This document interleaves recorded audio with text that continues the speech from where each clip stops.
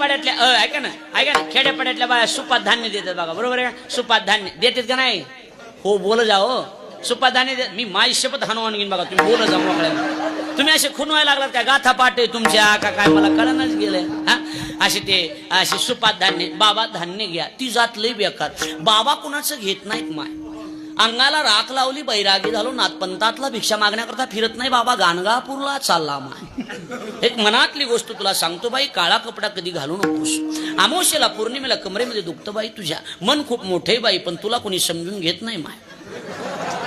आणि बाई लक्षात ठेव, लग्न झाल्यापासून तुझं तुझ्या नवऱ्याचं जमत नाही. बाई म्हणली मनातलं बोलला, मनातलं बोलला. त्या मेल्याचं मोहा अजून जमलं नाही महाराज. मनातलं बोलला तो, मनातलं बोलला. बाबा या चहा घ्या, दूध घ्या. बाबा कुणाचं घेत नाहीत माय. तुला द्यायचंच असेल तर 4-5 किलो तांदूळ दे माय, तांदूळ. बाबा आता नदीक चाललेले.